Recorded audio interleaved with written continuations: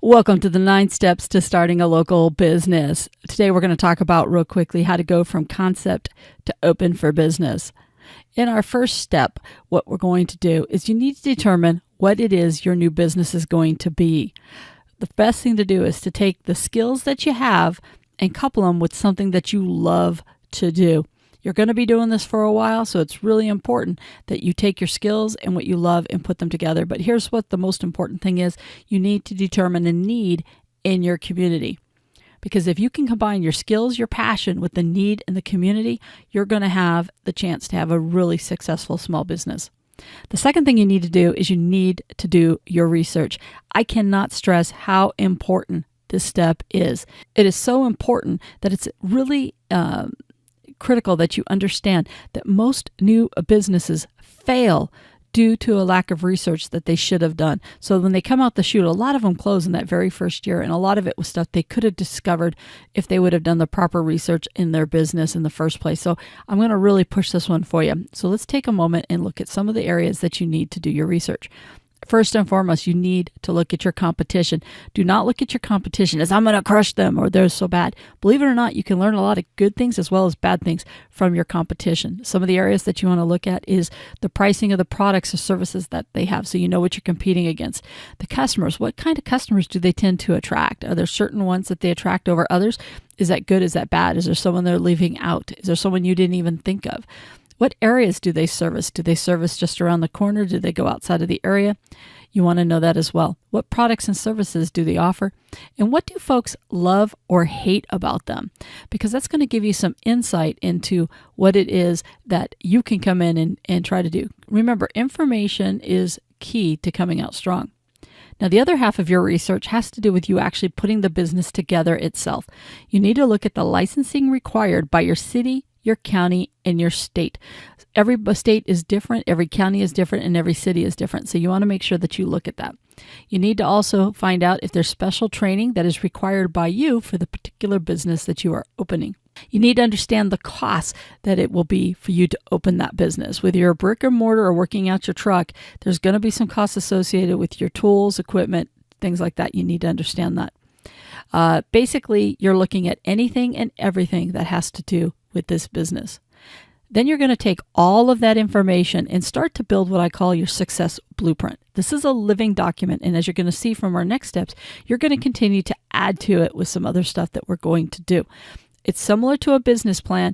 It basically is just laying out the things that you need to be able to, for your startup costs, for the sales that you need to have to do, to be able to break even. Basically, it's what you find out about your customers. It's everything and everything that has to do with your business. You're just getting it all into one location. Now that you've done all of your research and you're ready to move forward, you need to start going ahead with the legal requirements to make your business legal. First thing is, are you going to be a sole proprietor doing business as, or are you going to be an LLC? You want to go ahead and file that paperwork.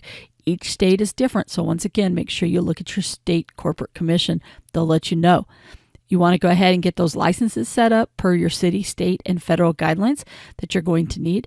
And you need to go ahead and move forward with setting up your insurances or any other requirements that you discovered during your research.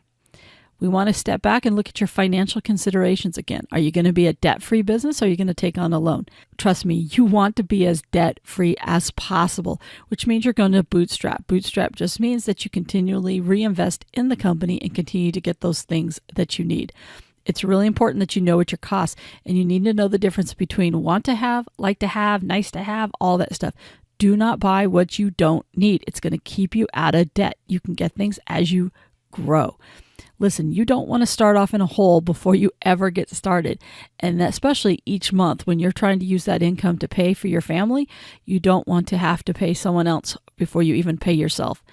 Listen, most businesses can start debt-free. There's no excuse for the vast majority of you. Another step that you want to look at is you want to set up your bookkeeping. Trust me, you're going to love what it is that you do. You're going to hate the bookkeeping aspect of it. But it's very, very important that you start off with strong bookkeeping. There's great online resources right now, such as QuickBooks or FreshBooks, that can help get you going. They're easy to use. You just have to have a system and do it on a regular basis. Will it be you doing it, or will you have a family member or hire someone to do it? Either way, You just need to make sure that someone is doing it. And by the way, this will be your number one frustration of your new business. You also need to create a marketing plan. How are people even going to learn about your business? Now, there's different types out there. There's the ones that you can pay for, and there's free. Definitely take advantage of all the free ways that you can advertise your new business. One of the biggest things that you can do is knowing the power of Facebook. There are community pages for almost everybody out there, and you need to get in there and you need to contribute, not get in there and blast them all with ads for your business. That's not what I'm saying. Just contribute, get them to know and like you. Have your Facebook hover that it looks like you have a business. People will get to know you and recommend you to everybody else. Really, your business's best marketing thing is how are you going to get out there and build relationships, build those referrals, network, all those different things. The free, definitely take advantage of. Now, if you are going down paid advertising, here's some things to know. One, yes, it costs money, but it also takes time. People don't need you till they know they need you. So sometimes you're not going to hit them on the first or second try. That's why it gets so expensive and it has such a low turnaround for people because it does take time. Also, remember, you're building a brand. A brand is what your community says about you and your business.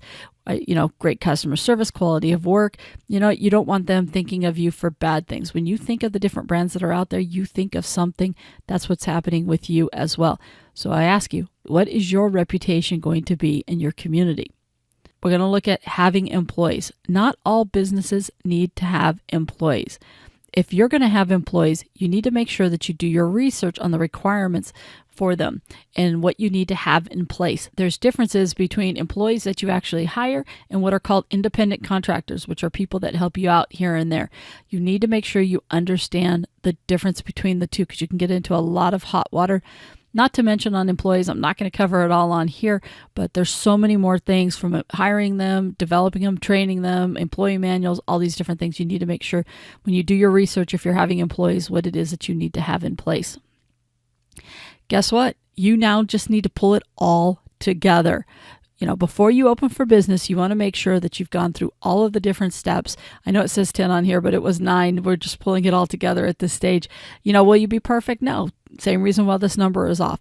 But guess what? By skipping any of the steps, it's going to cost you sales and profits. And right now, the whole goal is to get you to come out the chute doing really, really well. And if you follow these steps, you'll make sure that you hit at least 90% of what you need to be able to get going. I don't want you to be one of these 50% of businesses that fail in their very first year. Yeah, that's true. 50% fail before they ever get off the ground. We don't want that to be you. And I'm going to assume that if you've made it to the end, you want to learn even more. Here's a couple of resources that you can do. One is go over to the startalocalsmallbusiness.com website, and you're going to find more tools and resources to help get you going. There's some free series that you can go through. There's a paid course, stuff like that.